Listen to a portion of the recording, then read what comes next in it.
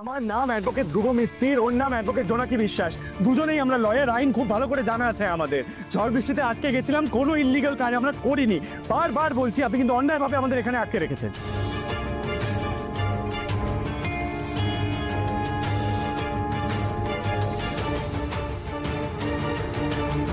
Sir, আপনি শুনতে পাচ্ছেন আমাদের কথা? স্যার, আপনি শুনতে পাচ্ছেন আমাদের কথা? কোনো ইল্লিগাল কাজ করিনি, অন্যায়ভাবে আটকে রেখেছেন আমাদের এখানে। ন্যায় অন্যায় কি আপনাদের কাছে শিখতে হবে এখন আমায়? অন্যের বউকে নিয়ে ফাঁকা বাড়িতে রাত কাটানোর সময় তখন মনে ছিল না পুলিশ ধরলে কি করকানি হতে পারে? অফিসার, আমি একটা ফোন করব। আমি তো আপনাকে অনেকক্ষণ ধরে বলছি আমার ফোনটা দিন না, আমি একটা ফোন করব। আপনার ফোন এখন থেকে আমাদের হেফাজতে থাকবে। এখন যে অবস্থা, সোশ্যাল মিডিয়াতে পোস্ট করে থানায় এসে হুজ্জুতি শুরু করে দেবেন। সবটা তোমার জন্য। একবার আমাদের অরিজিনাল রিলেশনটা বলে দিতে পারতে। নিজে তো মিথ্যে কথা বলে চুলতে আমি লাইভ প্রমাণ হচ্ছে। আমি নিজেকে বাঁচানোর জন্য মিথ্যেটাকে সত্যি আর সত্যিটাকে মিথ্যে বলি না। কেন আপনিও তো মিথ্যের থেকে শত হাত দূরে থাকেন। এই মিথ্যেটা বলতে আপনার গলা কাঁপলো না? বিলিভ দিস, তুমি তো নিজে ফাঁসছো, যেটা মাথায় ঢুকছিল না। ও স্যার, আমাদের ছেড়ে দিন না স্যার, প্লিজ। অফিসার, ধ্রুব মিত্র জোনাকি বিশ্বাস। মা,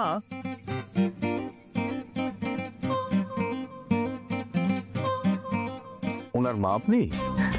না, আমি এখন ওদের উকিল। এই নিন কাগজপত্র, দেখে ওদেরকে ছেড়ে দিন।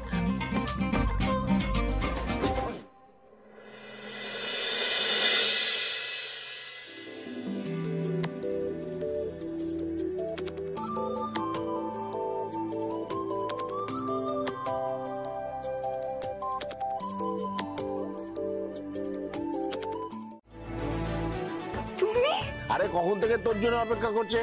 আমরা তো খোঁজ গল্প জুড়ে দিয়েছিলাম, তোর ছোটবেলার গল্প শুনছিলাম।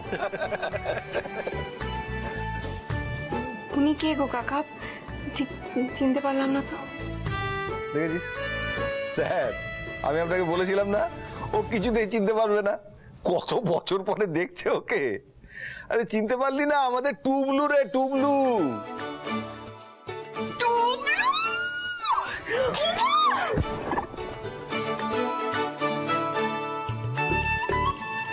কেমন আছিস? তুই কেমন আছিস? আমি খুব ভালো আছি।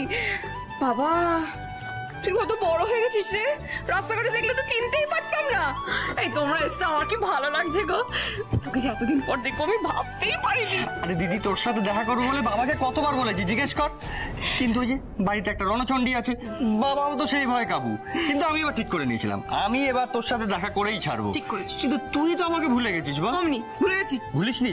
বাবাকে জিজ্ঞেস কর। বাবার সাথে যে তুই যখন কথা বলিস তখন তো আমার সঙ্গে একবারও কথা বলতে চাস না। আরে কি করে বলবো? এই তো বললি বাড়িতে রণচণ্ডী মূর্তি আছে, তো জানতে পারলে কেলেঙ্কারি হবে না?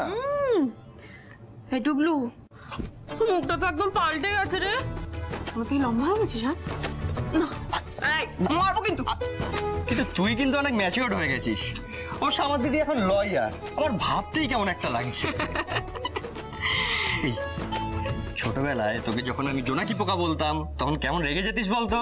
এই শোন না, আরো একটা কথা, তুই যখন কোনো কিছুতে কেস খেতিস তখন কি বলতিস? কি কেস খেলাম রে টুবলু। আরে এখন জীবনে কেসই কেস, কত কেস আসবে যাবে। এই টুবলু, টুবলু তুই গুপ্তারি আপু কি করে? জানো তো, আমি না ওর গোপদারি।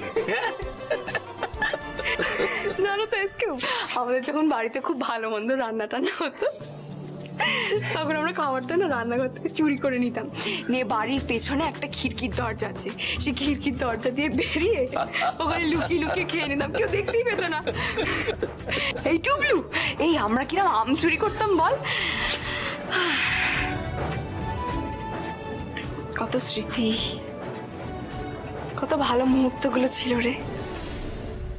তোর এত কিছু মনে আছে, অথচ এই ভাইটার সাথে দেখা করতে সোদপুরের বাড়িতে একবারও আসার টাইম হলো না বল? কি করবো বল, খুব ইচ্ছে করতো কিন্তু সুযোগ হয়নি।